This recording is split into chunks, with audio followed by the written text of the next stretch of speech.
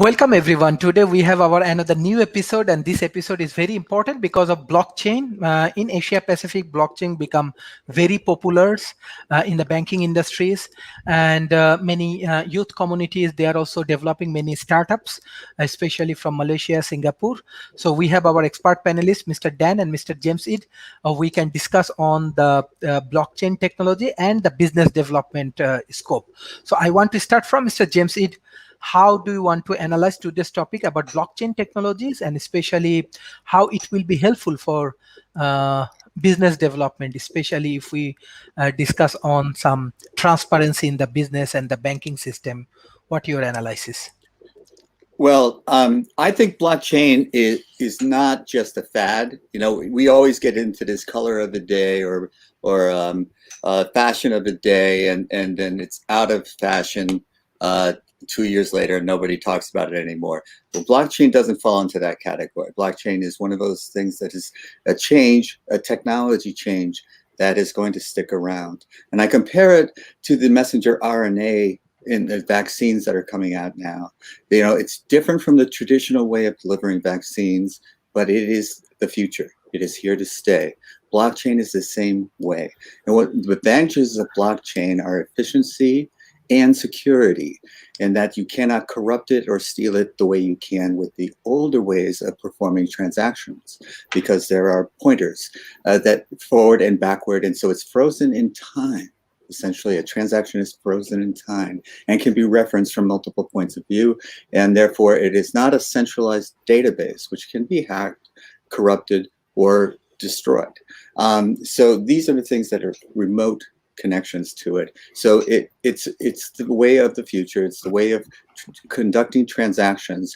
And these transactions can be in business, in banking, as you pointed out. It can also be in elections. For example, I can register to vote, and it can be a blockchain transaction. And so my registration, my proof of identity is then for uncorruptible, cannot be taken away, and I can easily sign up, register, and then show up and vote. So it can revolutionize things that we take for granted now, that they have to be done a certain way. No more. Blockchain can revolutionize the way we conduct our normal transactions. Now, the questions that I have, although it's a brilliant technology, and like all technologies, who's managing it? Who's controlling it? Who's telling you you can have access to it? Now, we think it's going to be wide open and available to everyone. Maybe. And if does it have, are we going to have a blockchain divide, like we have a digital divide now, where some people can use blockchain and some people can't? And how are we going to roll it out? And is it going to be available to all? These are open questions. We haven't settled those yet. But I think blockchain is the future. Blockchain gives us a lot of advantages because it's more efficient, more built-in redundancy, and more secure. And these are such important concepts in today's environment. How do we trust a transaction? How do I trust the person at the other end that's receiving the transaction? Do I trust the person in between? So blockchain takes away that fear. That level of trust is established. And it's not incorruptible. It can be hacked, but it's much more difficult, and it's much more traceable. You can find out who did it more easily than you could in the past. So these are advances. These are technological advances that we should be happy about, proud of, but there are questions that still have yet to be answered. Thanks, Sharif, for the topic. Thank you, Mr. Dan. Like I know you are expert in technology. You are also a politician, and Mr. James also bring the point that we can utilize blockchain technology for elections and voting systems. And most important thing is that now we need more transparency. Even the developing nations, different banking system has some error. Many hackings and many things happenings. A country like Bangladesh, their central banks hacking like millions of dollars go outside. Many things happening. So do you believe this blockchain technology can control these banking systems, especially developing nations? a banking system, and it helps to improve their capacity. And second things, voting is another important issues. There are a lot of questions on these democracies and other things. Do you believe these voting systems and this kind of things also improve the capacity of I think I got the gist of the question there. Every technology is neutral. It's neither good nor bad. It's going to have challenges and solutions with it. And it's the same with blockchain technology and digital technology. There's no savior. There was a comment earlier, if you think blockchain is going to save us, we need to buy the Brooklyn Bridge. But there, that's why you have a culture of continuous improvement. And it's even more critical with digital culture, because in the digital world, errors happen billions of times faster, and they propagate out, with incredible speed. So, in the old days, the really old days, some of the oldest writing we have from Sumeria is cuneiform clay tablets, and most of these tablets are actually documenting grain transactions. A very mundane thing. It makes you wonder if that's maybe what humans will leave behind as a legacy. The Bitcoin ledger, which I think is on the order of like 50 gigabytes now. Where every transaction, it's really a blockchain, because it's a ledger that is chained block to block, and all the blocks have to agree to verify a transaction. And these verifications happen with something called proof of work. And that's one reason why Elon Musk recently said, well, I don't like Bitcoin because it's using this energy intensive technology where you have to spend, trillions of cycles of computing power and billions of kilowatts to keep this whole system running. And there was a lot of pushback from the blockchain, the Bitcoin community in this case, that said, no, it's using energy that would be wasted otherwise. We're not using the coal burning, full price grid kilowatt money electricity for this network. So there was a little bit of I think acknowledgement of that. But proof of work is not the only system in the cryptocurrency world. There's something like 27 plus what are called consensus protocol proofs. There's proof of stake, which is what the Ethereum ecology ecosystem uses, where it says, okay, I'm a computer on the network. Are you a computer on the network? And they talk to each other and they exchange things that supposedly can't be hacked. But again, everything is hackable. It's like every design is bad. It's just a question of how bad. So that's why we always need experts. We always need improvement. Now Bitcoin has proven to have perhaps the most invulnerable to attack algorithm, and it's kind of interesting because it's also the most mysterious. It came about from a person supposedly named Satoshi Nakamoto, and no one's ever revealed the identity of this person. Some people suggest this was a team of security, perhaps deep state national security milieu types. Peter Thiel's name has been bandied around. Nick Szabo, Palantir, the data company the CIA runs. So it's kind of a little bit like the Tor protocol, which is something the government invented and then released, and the whole dark web uses this, but it turns out that it can be monitored. So it's a very interesting game of cyber cat and mouse that seems to happen in the crypto digital space. But back to your question about preventing fraud. It is in the credit card processing business, they don't even want to tell you how much fraud there is because it would undermine trust in the system. So they just write off billions and billions of dollars of fraud. And some of the criminals know this, and that's why their preferred method of attack is spoofing credit card transactions. But there are some very good identity proofs. There's one I know of called TrueSona, where basically you scan a QR code with some biometric information directly back to the certifying entity, and this is apparently a pretty unhackable identity verification, which you need for voting or for fraud minimizing.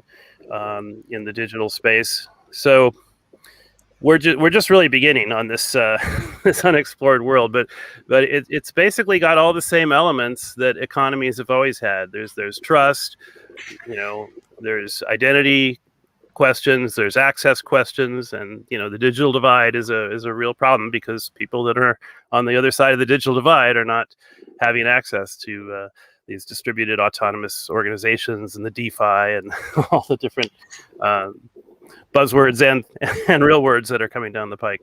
So lots of challenges, but lots of promise, as with most things. One of the things I'm just thinking, because recently we are also working with Britain, because UK has many bankings and they are developing very good policy for their banking systems, especially how money comes and how money goes. My organization, especially, we are providing consulting many financial institutions in Britain, and but fact is that still I believe that many countries, they need to develop, even you just focus on how we can develop better policy for managing this kind of cryptocurrency, blockchains, and different innovations. James Eid and then Mr. Den can analyze on these points, like how we can develop better policy like Britain. Well, I think we're in a time of change, Sharif, and if you look at Bitcoin from the kind of a high level, you would think we don't need banks. That it takes the middleman out, because these transactions are secure and you don't have to trust the person at the other end because there's so many verification points. The trust is built into the system. So what service does the bank provide? Now, that's the way I first looked at it. And then it dawned on me that, don't the banks realize that? And aren't the banks going to take action so that you still do need them? Now, what's it going to look like? So the Bitcoin makes the banks irrelevant. The banks are not going to be made irrelevant. The environment is going to change. So we're in this process of change. So the answer to your question is, what policy fits best? Now, it's a moving target. We don't know the answer to that because it's changing. Now, the good policies that are available today, they have to be based on simple things. You trust the transaction. Where you want the money to go arrives where you want it to go. And there might be a fee attached to that because you're paying for that trust. And so any policy that you develop has to guarantee that. So then that way, if someone does corrupt the system, does steal your money, it doesn't go to the intended target, you are not out because you have paid this fee to guarantee that your transaction will be completed as designed. And so you pay a fee for that guarantee. Someone, somewhere, must make good on that guarantee. And that's what banks do now. And so the policy has to be based on that. We guarantee the transaction will be completed as designed. That's the contract you enter into. And so any policy has to be designed to. Now the question is, how do you do it most efficiently, most effectively, and most securely? Those are technical and issues now because all of this is digital. None of this is like I go to you and I hand you money now. Especially if it's a global environment, we can't physically do that anymore. So we are sending money all around the world to one another, and it has to be done digitally. So these digital transfers can be done virtually instantaneously, but we have to have delays built in now. Well, why? Why do we have these? Well, the cynic would say, because they want to hold your money and invest it before they complete the transaction and makes a little bit more money besides your fee that collects them some interest, and then they'll send your money on. Or you might say that they're taking the money to batch it up together so that they do one transfer, which is more efficient than 1,000 transfers. And that maybe there's this logic built into the system and there's also further explanations of why there would be delays. And that part of them are the security, part of them are the making sure that these transactions can be guaranteed. So all of these things have to be built into your policy making, which is invisible to the end user. All of these things are factors, and your policy has to take all of that into account. Are you being effective? Are you being efficient? And are you being timely in executing the transaction? Right now, we are not timely. The digital transfers that take place can be done much more efficiently, much more effectively, much more timely than they are now. We're lagging way behind our technical capability. And that's because policy is not there. The policy has not grown. And with our expectations have not grown. The pressure on the banks to improve their efficiency has not been there. So people are not putting the pressure on the right people to put the pressure on the right people to change policy. So these are difficult problems to solve, and it is, like I said before, it is a moving target. So, but keep in mind what you're basically trying to your transaction. The guarantee that my money goes where I have contracted to send it. Can you guarantee that? And will you reimburse me if you mess up? And can I count on you to do that? That's the basic fundamental contract that you're entering into. And policy must always be based on that enforcement. Mr. Ten, you are policy expert. Yeah. This, you can't talk about the whole money issue without also bringing in a whole constellation of other issues, of trust and sovereignty, and who do we want to live around? Who do we want to transact with? Who do we want to support? It's interesting because back in the 8th century, the Islamic world had something called hawala, which was a way to move money around without interest and solely just using trust. The flip side of this was the Templars in the that period. They were doing money moving around. It was kind of a the Christian world's answer to the hawala system. But now we have state digital currencies. China has a sovereign state currency called an Engine, and the U.S. has not yet issued its own digital currency. So they're kind of late to the game on that front. But also the U.S. We have something called the Securities and Exchange Commission, and they are sending out notices or hints that a lot of these coin schemes that pop up, they might actually be technically unregistered securities, and they might fall within the regulatory purview of the SEC. There's a lot of penny stocks that people create, and they own most of them, and they pump the value way up. And when the value is at the peak, they sell them, and everyone else loses out that put money in. It's almost like a digital pyramid scheme. So, there's a lot of that. But I think good money will drive out bad money eventually if we get the right ecosystem of oversight and responsibility. My favorite crypto coin is one called it's not popular very much yet, but it's called Solar Coin. And to make a solar coin, you generate a megawatt of photovoltaic solar power.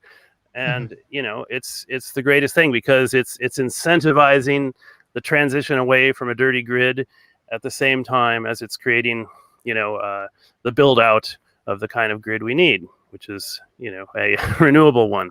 So there's other cryptos that are very ethical in my opinion.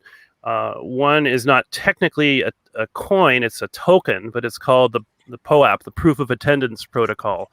And it was created at one of the Ethereum conventions a few years back.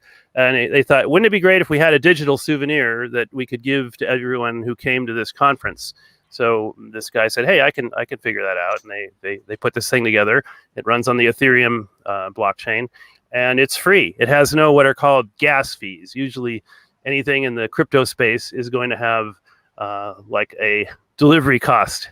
But this person who's running the POAP token chain, he's donating those delivery fees. So it would be nice actually to think about incorporating the POAP token for these fora people that attend could get a, a digital badge that says, "Hey, I was there," or "Hey, I watched," and that would be a good way to, so to speak, dip your toe into the crypto universe.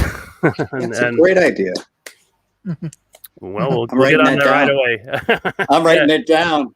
Yeah, there's an app. It's a pretty easy app, the POAP token app, and you can get an address where you can receive these things. So, it could be like trading souvenirs, and that almost gets into the whole NFT topic, the non-fungible token world, which is right. that's a whole other discussion, I guess. We'll have some time. Yeah. This is very interesting point. Beside that, we are facing one of the major challenges because in developing nations, I believe not only developing nations, even developed nations, there are many unemployed people right now. When unemployment comes, it's become a big burdens for the society. So what do you think, like this blockchain technology, this kind of innovation can help to overcome from this unemployment? uh, because I believe that every government heavily focused on, or corporations, how they can solve these things. I've got a comment on that, if I might. Yeah, sure. Okay. There is a system that's called time banking or time dollars, and it originated in Ithaca, New York, back in the '60s. They had a community currency called Ithaca dollars, and it was a way for a community to keep the money on Main Street instead of Wall Street. A lot of money gets sucked out of communities by remote investment concerns. But there is also a version of this called time banking, and it kind of works where about a 20 to maybe 60 people will get to know each other, and they'll say, "Hey, I do dog walking. Hey, I do car maintenance. I'll trade you an hour of my service for an hour of your service." And there are free software programs which lets you set up a little community service exchange, hour for hour of someone's time for an hour of someone else's time.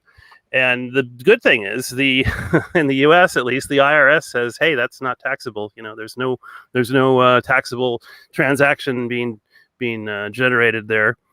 Now, what I would like to potentially see is where you have a graded kind of time banking, where a brain surgeon who charges maybe $1,000 an hour, if you want to trade dog walking with him, it would be adjusted proportionally, but that might violate the IRS proviso that once you start giving higher value to some labor and lesser value to other labor, that might be the red flag that kicks in the tax laws. But fundamentally, we're all mammals, we're all mortal, so it seems.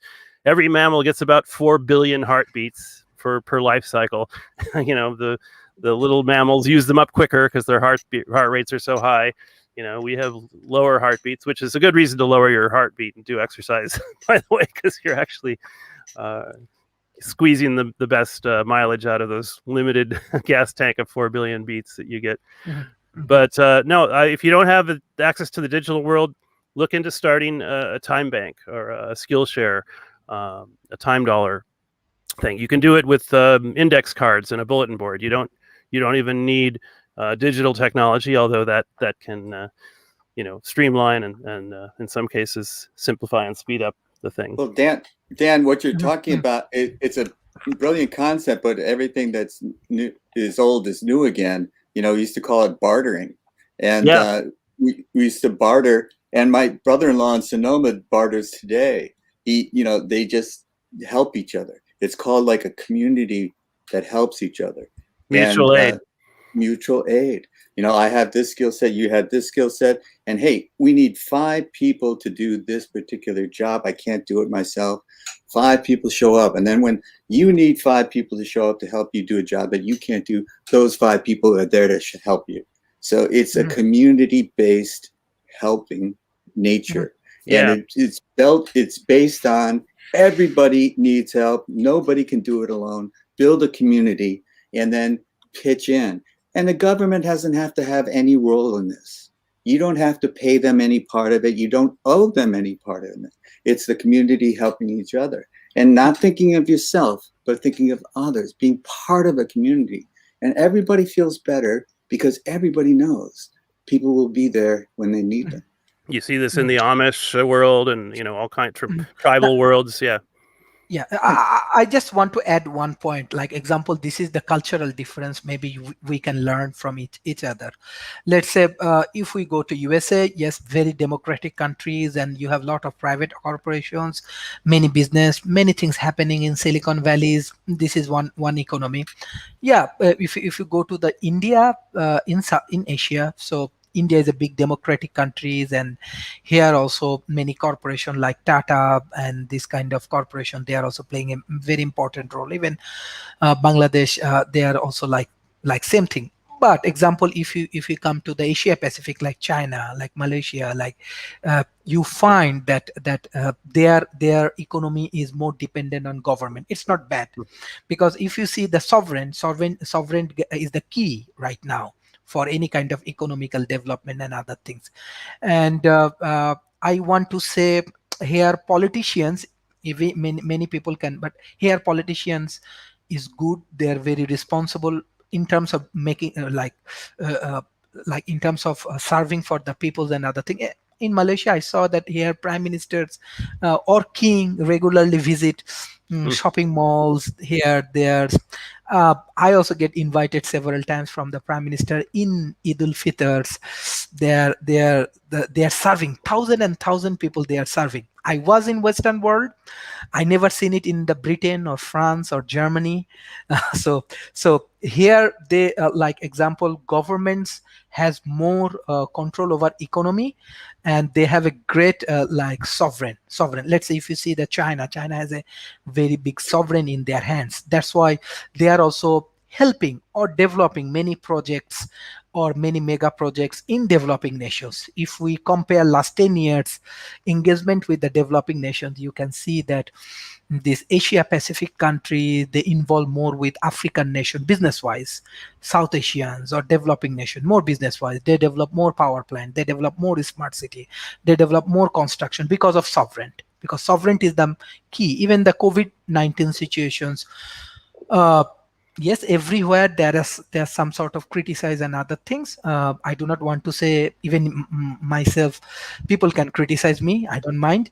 But I believe that if you have a good governance system and government can give you better economical sustainability, it's not Yeah, bad. I think you're Yes, right. There is yes. more of a culture of service and mutual aid. And my friend Yeah. taught English in Thailand for Mhm, mhm. 10 years, and he said, "Oh my gosh, they don't throw their old people away. They are all Exactly. living in the house. There's like 3 generations. They're all Mhm, taking care of each other, and they don't suppress enterprise. You can throw up a little booth on the sidewalk and start mhm, mhm. selling something. You see this all over the Pacific Rim, Vietnam. People, the whole. I mean, whoever thought the Vietnamese were communists? They're the most capitalistic people on the planet. They have little stalls selling everything to everyone everywhere. Yeah. I mean, and we could learn a lot from a culture of intergenerational caring, a culture of actual public service. Some people go into public service, they think it's just Nixon said politics would be a great racket if the public weren't involved. Yeah, yeah. But yeah, I'm glad to hear that you have that culture of Yeah, But caring and service. also, I would like to point out that government, like technology, is neither good nor bad. And I like to think of appropriate technology. Don't build a windmill where there's no wind. So where is the technology appropriate? That's where you apply it. Same with the government. Government can do certain things. And for example, if we want to build a dam for a large river to provide hydropower, a small community can't do it. You need a government to do it. So there's appropriate uses. And then there's appropriate uses that are just in your local community. So government doesn't need to help citizens help themselves in their local community. So, it's where is it appropriate to apply government? Where is it inappropriate to apply it? We haven't figured that out.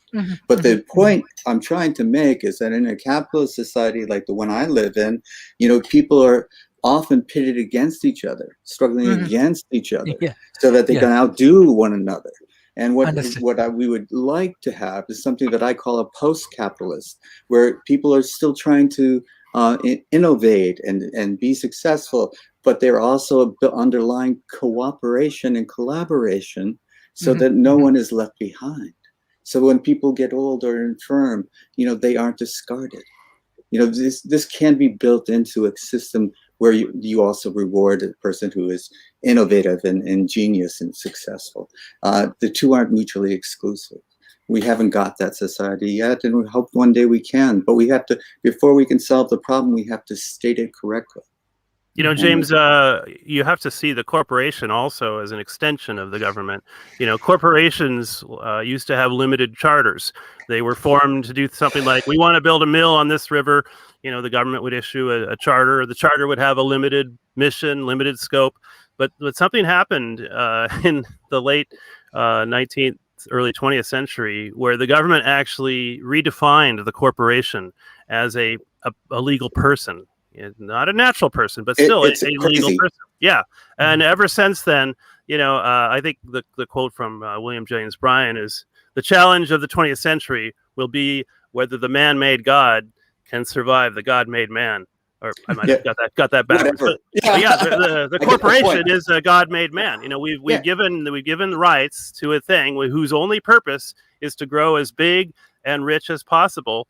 It's a legal construct. It is not a person. And the Citizens United Supreme Court decision was the worst since Dred Scott. Yes.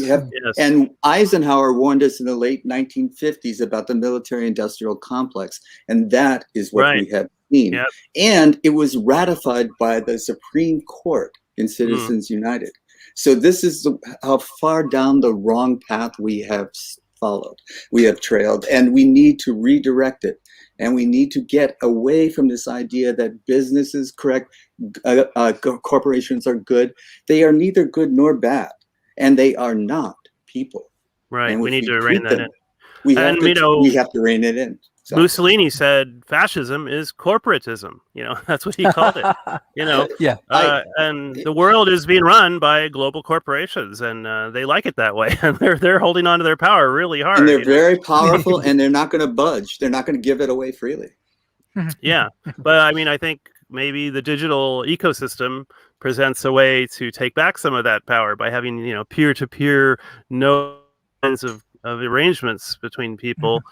Where does that leave the corporations? And what do the corporations value? They value the bottom line in their quarterly report. And so it leads to short-term thinking, not to long-term thinking, like how's the global climate changing affecting humanity? They don't care. It's how is it going to affect the bottom line in the quarterly report? Because that's going to affect my stock price. So, our values are all out of whack.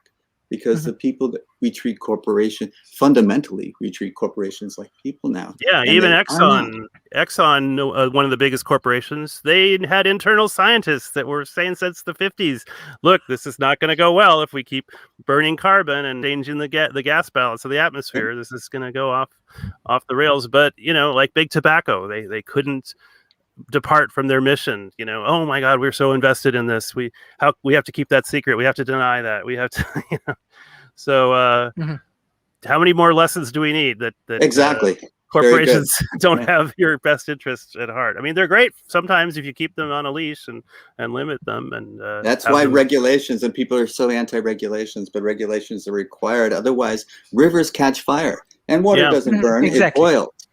And when they burn, we've got a problem, and we need a regulation. So you can't put waste into our rivers so that they catch on fire. Now we have islands of plastic in the oceans. That's not normal. That has never happened in the past, ever. That's human-based. That's waste that we just discard and think no more of it. But it doesn't go away. It doesn't biodegrade. And if we keep doing it long enough, we find islands of plastic in the Pacific that are killing the marine life. And not only they break down into microparticles that get incorporated into the bodies of animals too. Absolutely. Yeah. So, and this tragedy will not be solved by a corporation. Probably not. Yeah, but it might be solved by peer-to-peer digital wizardry. That's why we can always have hope. We can always have hope and remain optimistic, because there's every problem we have. There's a solution that's trailing behind it. So Yeah. No, that's great. Actually, the inventor always invents something and which will be helpful for our progressions. That is the beautiful things, like and that is the way we can go. Anyway, like another things, I think all of the people, they love to learn that blockchain technology, how we can apply it in different business sectors. If we give a like clear idea for our audience. Yes. Yeah, it's only begun to be applied, really. I mean, you could use it in all kinds of creative ways where you could procot and boycott anonymously. You could preferentially buy from people who support your ideas, your values, and you could avoid buying from those that don't. Amazon does a little bit of this. Like you get a Amazon Prime for half price if you're on what's called SNAP EBT. It used to be called food stamps, but and this is one technology of sliding scale price tags for lower income people can pay less for things, and people that want the convenience and speed and have a higher income, they can pay more, and actually the merchant can actually end up making more money with this sliding scale price tag system. A friend of mine has worked this out in great detail, and I'm hoping to partner up with him on what I call the Cuponomics. I have the QPON.life. So that's kind of a clever spelling of coupon. It stands for Quality Policy Opportunity Networking. And it's part of the Universal Basic Opportunity platform that I'm really, really running on and hoping to see other public servants replicate if they so choose. Dan, that's fantastic. Little Sharif, digression there. That's all right, but I love it, Sharif, because every time I'm on your show, I learn something new, and that's great. And it reminds me of what we call meme stocks now, because people are taking charge of the investments. When you're doing traditional investing, you're always going to end up losing. It's like, unless you're playing with the house money and you get lucky and you go on a run, you got a lot of money, and you take some off the table and you keep betting. But most of the time, the smart money has got the inside knowledge, and they're going to make more money than you are, no question about it. So people are taken back, and they're saying, we're going to decide what stock is popular. We're going to get together. We're going to brand together. We're going to tell each other to buy this certain stock. And they have turned the market upside down on its ear. And they just said, okay, we don't know if there's any return. We're going to do this video store. Video. That's ancient history. No, we're going to buy it. We're all going to buy it. And then all of a sudden the stock goes up, and then people are going, wow, look at that stock go up, and they start buying it. And so it just materialized. It's just the willpower, collective willpower of the people. So they call them meme stocks now, and the market is trying to figure out how to react to them.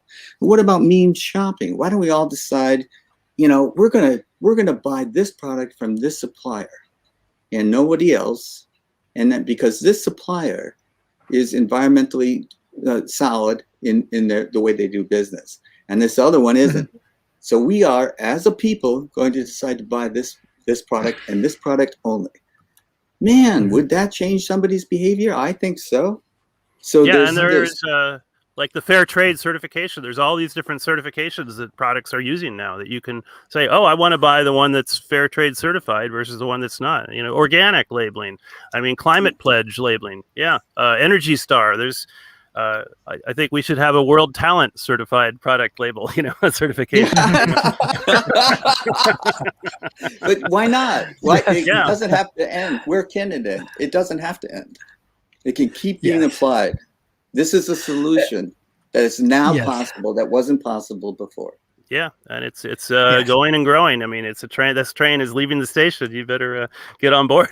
Actually, yes, that is very interesting discussions. Like how we can nurture better talents and how we can nurture talents from the global community. What is the thoughts? Even though when some people, they're developing a startup, they're also talents on blockchain technologies or other fields. What is your advice? Oh, you know what? I was going to mention something along these lines. Like if we, there's an equation I think we could derive for world talent. If we know what we want to achieve and we know how much talent it's going to take to get there, and we can say, well, we're going to need more talent. We need to grow that talent to achieve that goal. We need a digital ecosystem that can make those kind of algorithmic assessments. And I'm thinking that could sort of play into this talent certification marketing. So that is a tremendously useful idea, and it also has many applications. And so I'm babbling because I'm excited about the possibilities that are running through my head. It's real time innovation here, live. Yeah, and the idea here is why do you need venture capital in your startup? Don't go to angel investors or venture capitalists. Apply to a bunch of people, and if the people decide that your venture is worth supporting, the people support it. And it doesn't cost anybody $1 million. You don't have 10 millionaires giving $1,000 each. You have $1 million $10 here people that so instead of the millionaires, it's the millions to support your project. Well, there's a and lot then of, you don't have to play by their rules. There's a lot of billionaires today that are billionaires because they took a stock option in a fledgling company like an Apple or a Google. I mean, this happens in the film, the low budget film universe. You can get really talented people working on your film because, hey, I'll get a credit, and if this film makes it big, it'll take my career with it. So why can't that kind of same talent pooling happen more in the mainstream economy? This is very interesting discussions. Even I said that I helps to grow one of the largest education group of companies, and we provide services more than millions of people. So still I'm helping them to grow their universities. So fact is that we do not have any investors, we do not have any bank loan, we do not have really we do not have any investors. But in between just few years, I can remember just from 2005 to 2012, we become so big, and it's all about proper services. And yes, one thing is important, but I think many people actually neglect. People do not want to invest in marketing. You have to, if you have talent, if you have a good service, if you have a good things, you have to invest on your marketing. This is one of our find out that like if we have a proper team, if we do a proper marketing, then we can get involved with the peoples, and we can and it's $1 billion company. You can check the Cambrian Education Group without any investment, without any bank. So that is good point actually, Mr. James. Even previously one of the show we discussed together that always you do not have to run for the big investors, big banks, big this. There are many successful organizations like this. I know actually at least 5 organizations they are like this. Maybe they are traditional, but they do their job properly, they handle their job properly. And I can remember I have to run around 1,600 employees, 1,600 people. It's a big family. We have big quarters, and we have like 24 hours we live together, we work together. It's a lot of fun. So corporate culture, what Mr. James it said, and Mr. Dan, corporate culture, corporate has to be more responsible. I can remember when I lead this human resource department, I give them opportunity, and they give us a lot of return. 4 times every year, 4 times I increase their salary. People become so positive for give us a proper services. I can remember that time. Can you imagine how much like what was the salary range of the teachers in Bangladesh? It's around $25 every month, $25. We increase it. We said no, teacher cannot do it $25. We have to pay them $1,000 per month. For country like Bangladesh, it's actually a very big salary, very important things, and that's why we can target all of the talented peoples. We bring all of the talented people in our teams, and we grow. So that's why I always try to help to understand the startup and other things. Do not run behind the big things. Even you can give us better idea, but last times I saw a information that these venture capitals, yes, I like them because they are also doing very good work, but this venture capital and the angel investors, and they can invest around 6% of the startup in Silicon Valley. So I think others have more opportunity, but we need to utilize the opportunity in an effective way. But somehow, one thing I believe that developing nations, we actually face a lot of challenges from our personal life. When we grow, we have lot of challenges. Maybe we do not have proper electricity, maybe we do not have proper education system, maybe we do not have proper transportation systems, maybe we do not have proper food. So that's why here people are more risk taker. They can take more risks, and they know how to survive. So maybe that is the reasons I think. So that's why I invite all of the entrepreneurs, investors, and the people. Okay, you should, because developing nations has lot of problem. They need lot of solutions. So maybe you have a unique idea. We never know. Your unique idea can solve the problem. And Well, many Sharif, people. Mhm. I'm sorry. The grass is always greener on the other side. If you come to a developing nation and you see the children today, they're under so much pressure to get into the right high school so they can get into the right college, so they can get the right, job. And this pressure is earlier. When I grew up, I didn't have that pressure. Now they do. So, the pressures can be, I don't have electricity, or the pressures of either my mom is hovering over me to do my homework tonight, and I have mental health issues. And mental health issues are something we don't like to talk about. But there's all sorts of pressures on people, and it could be, something like electricity, or it could be something else entirely. Everybody, what we have to do is realize why we're on this earth. Why we're on this earth is to help one another live as comfortably as possible, with as much dignity as possible. And so instead of leading lives of quiet desperation, we lead lives of quiet dignity. And how do we help each other do that, whether we have money or don't have money? And I think if you want to talk about in terms of a venture capital, you have to talk their terms, which is return on investment. And if you don't want to talk about return on investment, for example, I'll give you an example. Sharif, how much are you paying me to be on this show today? Nothing. Nothing. Of course. Yeah. Now, why am I on this show today? Because of the corporate culture that you have. It's attractive to me. You attract people like me and like Dan. And Dan and I first met and we clicked right away because we're on board at the same time. We're going after the same things for the same reasons. And it's not about return on investment. I'm not making money here, but I'm trying to help others. Share my perspective to help others, and not to change minds so much, just change hearts. And it's like the idea is we have to show compassion to one another, help one another. And if I have resources that you don't, why wouldn't I share? And in a capitalistic mindset, you're encouraged not to share, to hoard. And we reward scarcity, not abundance.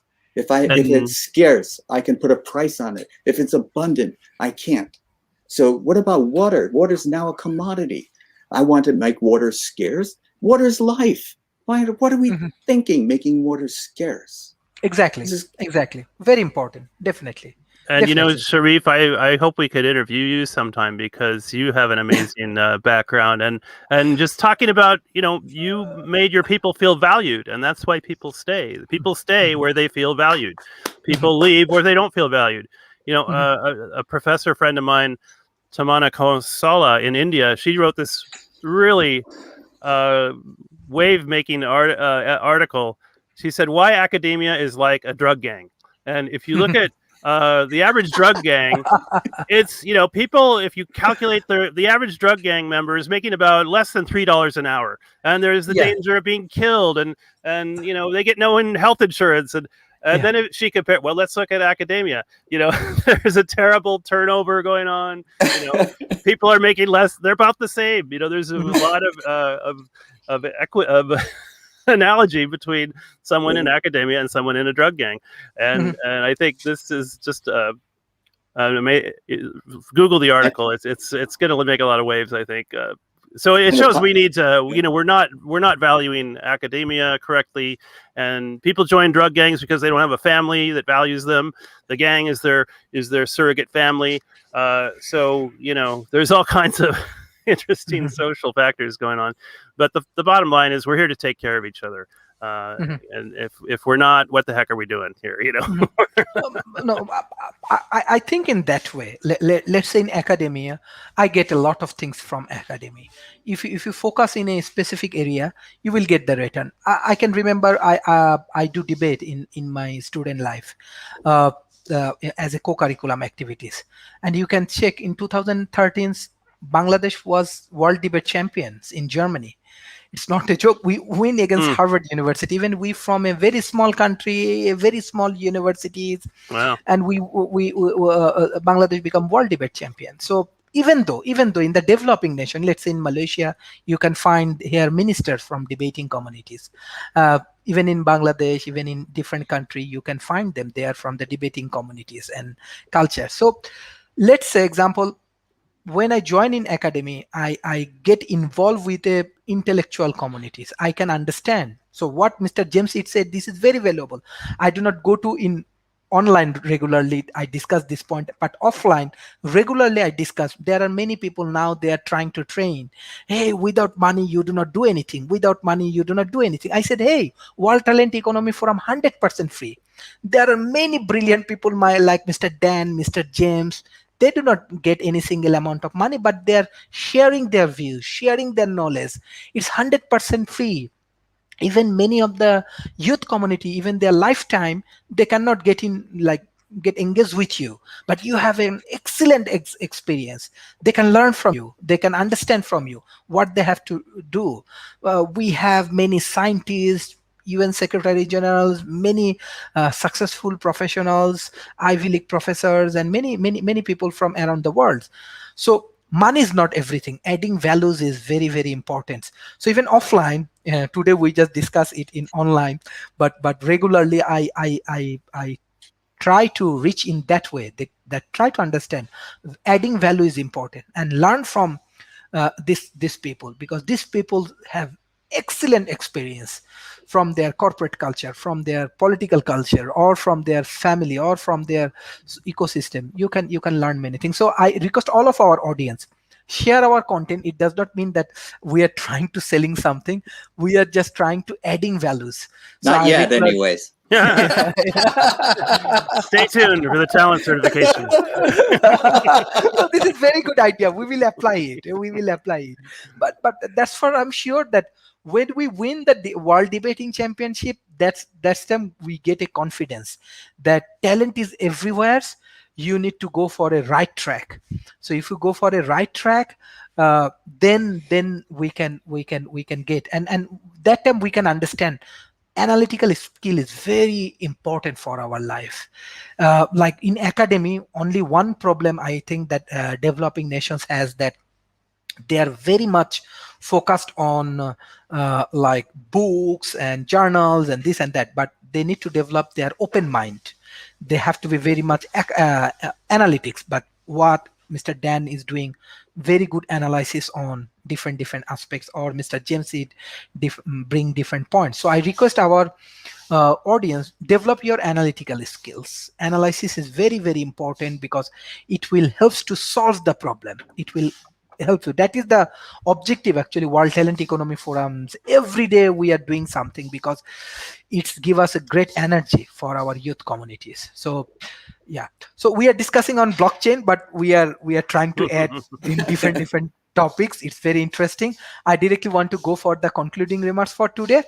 And dear audience, this kind of people actually excellent people. They are life, they can change your life, they can change your mentality. Engage with them. That's why we are developing a board of advisors, because we want to make them active with our communities. And when they active with our communities, maybe we can learn from each other, and we can minimize the gap. Always people say, hey, developed nation, this thing bad, this thing bad. No, they have many good things. I can learn from my father's. My father was freedom fighter. He said in 1971, US people, they arrange concert for Bangladesh, and they raise money, and they send money to Bangladesh freedom fighters. So in 1971, I'm discussing I like remember 50 that. years before. Yeah, George Yes, Harrison of the Beatles. George Harrison. There you Yeah, go. yeah, There you go. yeah. So it's 50 years before. I learned it from my father. So Hmm. still I'm observing, yeah, developed nations has many good people. So we need to help each other. We need to grow together. We need to collaborate together. We need to make a proper collaborations, partnership together, and we need to bring all of the good people together.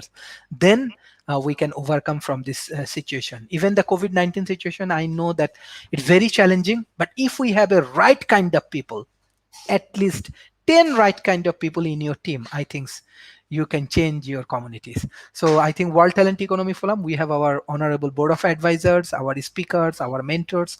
They can support our people, and they can support the global communities. So thank you for today's discussion. It's really, really very thought-provoking for me and for our audience. It's really very interesting. So what's the concluding remarks today, Mr. Dan, then Mr. Jamsit? Mr. Dan. Well, yeah, we need to become a global culture of caring. We need to become a culture of generalists. Right now, academia has caused very narrow over-specialization. We are very short of people who are generalists they know a little bit about a lot of things. I mean, we don't have a society that has tended to value that. It's like, oh, jack of all trades, master of none. But I think we need to value those people, and the first world needs to teach the developing world. We are on a lifeboat situation here on Spaceship Earth. We need everyone to be cross-trained as very talented crew members.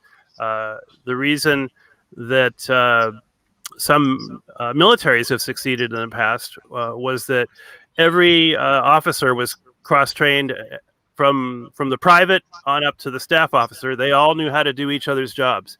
And we need to maybe emulate that idea of comprehensive cross-training in generalism. And we need to teach risk-benefit analysis early on, problem solving early on in the schools, which we're not doing. So there's a lot of good progress we can make. Take heart, and I see good things coming. Thank you. Thank you. Mr. Jamsit. Thank you, Sharif. Great topic. I know we rambled around a little bit, but we're all talking about the same thing, which is establishing a culture of caring. I think Dan put that precisely the way I would have if I was articulate enough to do so. I think it's one of those things that we have not done, we have not focused on, we have not valued in our society. Caring doesn't have a price tag. And so we can't value it the way we currently think. And I was taught to be a specialist, because if you become a specialist, then you have a marketable skill, and then you can go where you want to work. You don't have to, stay in a job that you don't like because you have a marketable skill. So I did all of that. So I got a marketable skill. I was a specialist. And then I looked around and I said, well, what did I accomplish? What did I do? How do I feel about myself? And the answers weren't positive. They weren't good. Because all I did was make myself secure. Security is only half the battle, man. Because I started feeling a lot better when I started helping people. One of the ways I did it was I taught chess in the schools. And you know what? How you teach little kids to do critical thinking, cost-benefit analysis? You teach them a game like chess. They think they're at recess, but they're learning life lessons. They're learning to postpone immediate gratification. They're learning to sit still and think. So this is what I decided that I was going to do with my life. I was going to, instead of just making myself comfortably financially, because if you're comfortable financially, what then? You have to have a purpose. You have to have some meaning to your life. And if you help your community, you get that meaning. It is immediately self-evident that you're doing something positive. You put smiles on people's faces. It's amazing how good that makes you feel. So we have to establish that culture. And, and I say, it doesn't matter what country you're from. It doesn't matter what language you speak. Stop building walls between us. Tear down the walls. And I was most proud of a president who I didn't vote for, but who said, Mr. Gorbachev, tear down that wall. That was one of the most proud moments of my being a U.S. citizen. And then one of my most shameful moments when we had a president say, build a wall. keep people out. This is not how we're going to solve the problems, because we're all in this together. So think of not just yourself, because that is rational self-interest, which is selfish. Think about your enlightened self-interest. If what's good for your community will be good for you, and go beyond your community. What influence those within your sphere of influence, then they will influence those within theirs, and theirs within those others. So it grows. And this is where you start. You start from the ground up, but you have to start with yourself.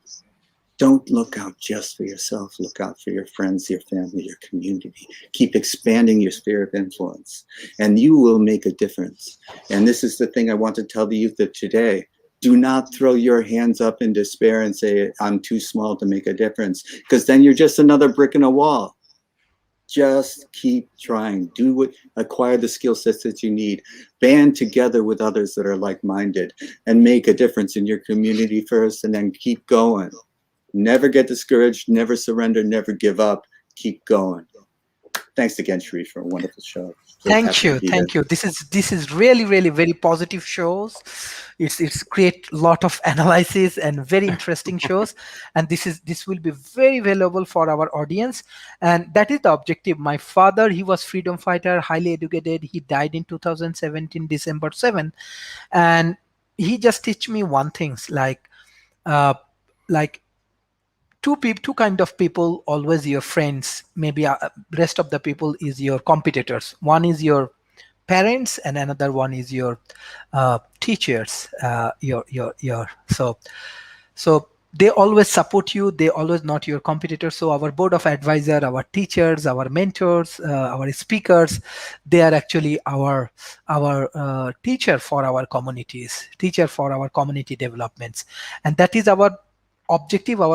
We want to train at least 1 million students in between 2030, and we want to create an employment opportunity for them.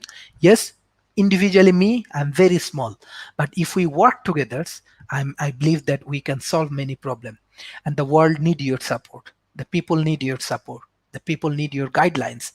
And that's why I'm sure the more they can engage with the global community, they will be more open-minded. The youth community will be more analytics, and they can understand more. And that is the way they have to change. That's why we are trying to bring all of the special guests in our show, those who are changing their communities, and they have open minds. And those who have open mind, they can contribute for our communities. And this is the way we can develop the new generations. The new generations will change the world. I do not have to do that. Maybe they will change their communities. So thank you, everyone. It's a brilliant session. It's a very helpful session for our audience. Thank you, Mr. Dan, and thank you, Mr. James Aid. Bye-bye and take care.